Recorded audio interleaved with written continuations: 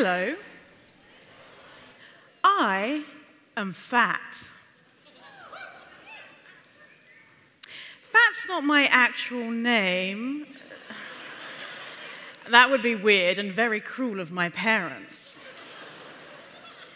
No, fat is the neutral word I use to describe my fabulous body.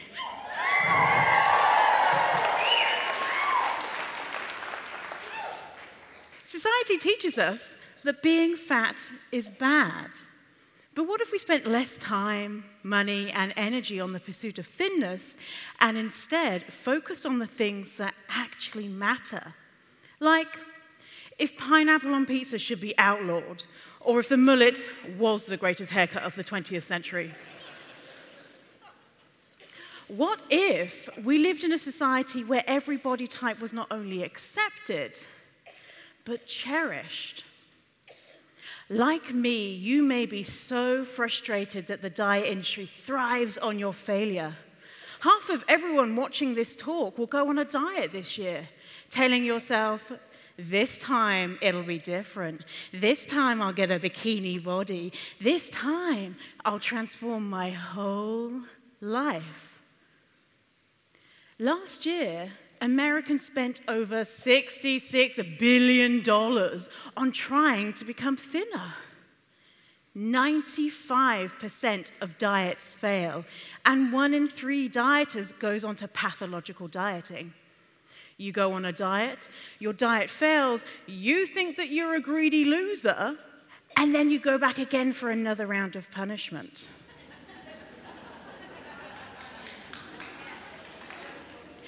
9 out of 10 women are unhappy with their bodies, whereas 9 out of 10 men are happy with any woman's body. Am I right?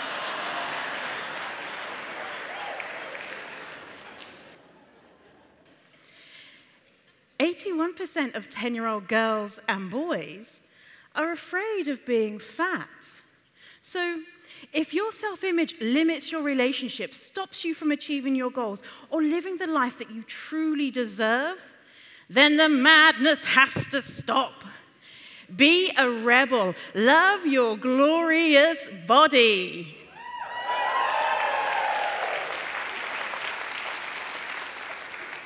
But I haven't always been a rebel. Picture this. I'm 23, that girl in my hometown of Peterborough in the UK. It's not the most exotic location. I'm in my local bar, you know, the type of place reeks of vomit and your shoes stick to the floor. Maybe you've seen a girl like me, afraid to say no. What if I never get propositioned again? And anyway, I'm lucky that he'd even consider me. That's how I met my boyfriend, Dan, about this high, lying green eyes, a smooth talker who screamed of trouble with a capital T. But I was smitten. Motivated to be worshipped, I immediately go on a diet and I lose a ton of weight. I can successfully wear a skin-tight leotard. I think that Dan's going to be like, oh my God, you are so hot now. Instead, those lying eyes are wandering. In hindsight, I should have been on the cheetah's diet. And looking in the mirror, in hindsight, I still see cellulite and imperfections. Reality isn't airbrushed. An idea. I'm going to win him over with a dream vacation, bed and breakfast, beach, Marbella, Spain at sunset. Smitten, he's going to fall to one knee. And so, a week later, I'm in his bedroom, waiting for Dan to return, sprawled across his bed in my sexiest underwear with 2 plane tickets, when I hear a key in the lock, the door opening, and Dan's footsteps as he approaches the bedroom. Only, it's not Dan, it's a woman. Who are you? I scream. Sarah, Dan's girlfriend, who are you? Victoria, Dan's girlfriend. This must be the psycho ex he was telling me about. But then she shows me her hairdryer that Dan said he bought for me, and her toothbrush she uses when she stays over that Dan also said he bought for me.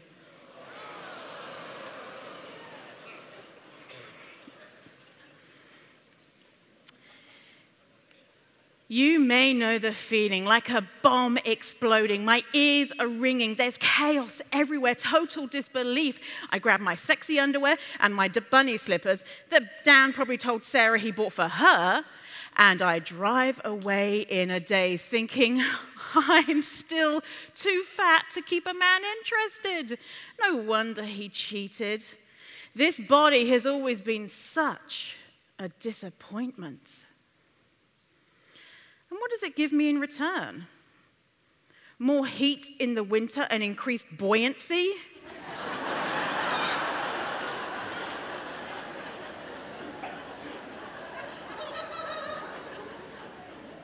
It's not enough. And so, I go to a place where I feel unconditional love. The potato chip aisle at Safeway.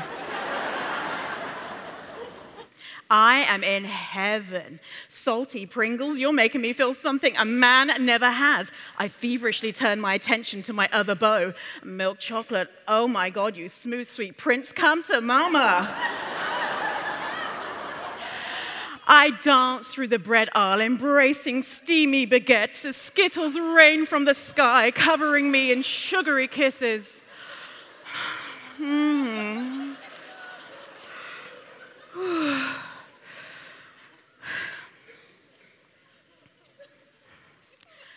But by the time I reach the checkout aisle, I feel empty, despite being anything but. Alone, foolish, unwanted. When this magazine catches my eye, the cover is celebrating Paralympians who overcame the odds. And next to it, a story of an 8-year-old woman who invented a dating app for seniors. But this was the strangest to me. Bold horizontal stripes on a fat cover girl. And it wasn't a diet magazine with a story about how she lost 5,000 pounds in 3 minutes. She wasn't even embarrassed about being fat. In fact, she liked it. No friggin' way. Fast forward 2 hours. Picture this. My couch, laptop, on TV, a rerun. Bridget Jones has finally realized her worth and kicked that scoundrel Hugh Grant character to the curb. When my phone vibrates, it's Dan. Oh, baby, you're the one for me. I am worth so much more without you. Contact deleted and blocked.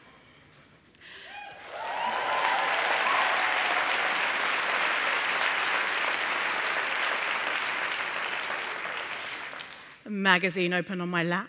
Plus-size model says, tired of self-hate, become a sassy, fat badass. And she's got some advice.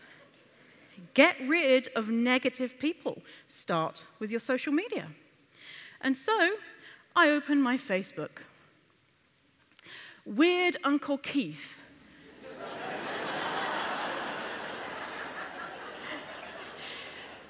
Continually ranting about millennials.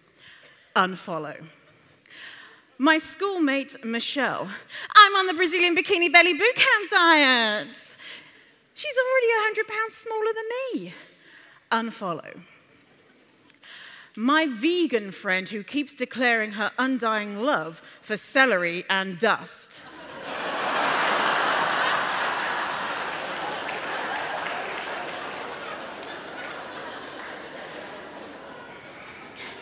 And get this, she calls herself a foodie. At least commit to it like I have.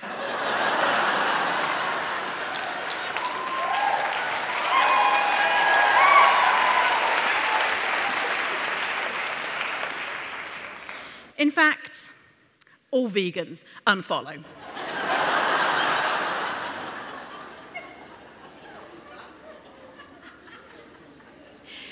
This was the beginning of me finding my new rebel self.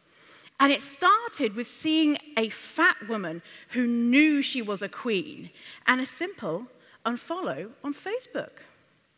I continue to surround myself with positive people. I find my tribe. I discover that there's this whole massive online community of people striving to love themselves unconditionally. Hundreds, thousands of them, in fact. And one day, I'm scrolling through Instagram, and I see a post that reads, "What would you do if you had no fear?" And for me, it was, what would you do if you weren't wasting your life dieting? Well, my first list was pretty short. 1, I wouldn't wait to become a certified supermodel before seeking rewarding work. I would do it now. 2, I would take that vacation to Spain, wear a swimsuit on the beach, and maybe find me an old Brad Pitt lookalike. To be honest, I did that one first, and second.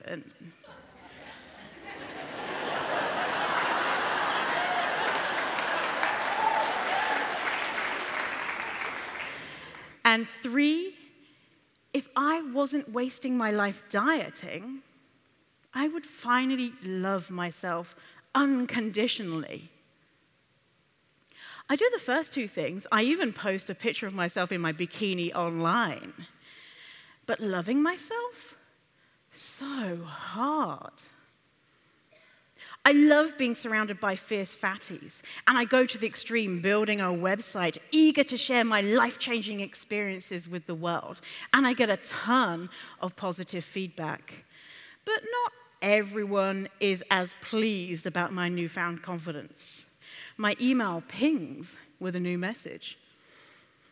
"You are disgusting. Fat people are unhealthy and pathetic." Well, did you know that there are healthy fat people?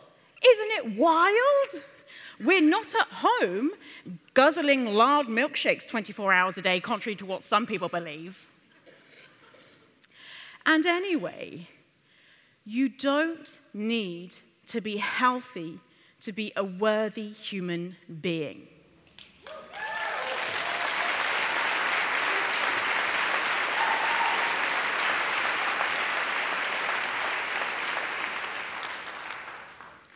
Another message. I'm sorry, but fat people just can't dance and should cover themselves head to toe for the benefit of humanity. Go back to the sea, you whale. You could be right, but you never know. One day, you might just see a bikini-clad dancing whale.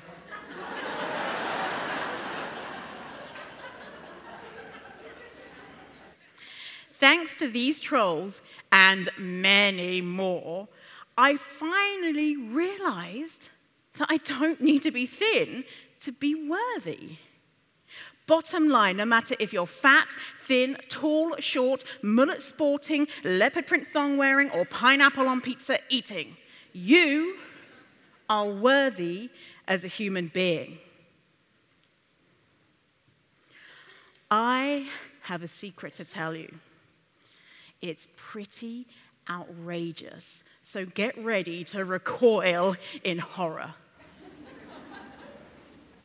I don't want to lose weight. I know, it's pretty weird, right?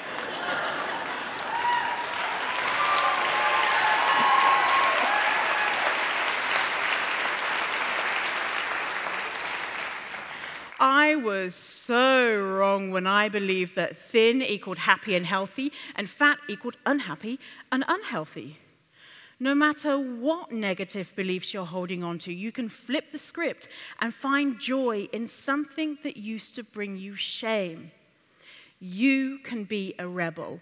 Love your fabulous body unconditionally. Ditch toxic influences, choose positive friends.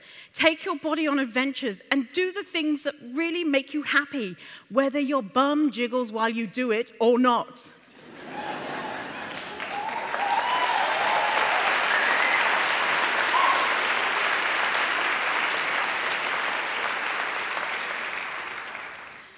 So, what if you truly believed that you are worthy? You always were, and you always will be. Who knows? Maybe you'd win gold at the Olympics. Be the next 8-year-old to invent Tinder for seniors. Or maybe you'd be that one whale that dared to dance. So, will you dance with me?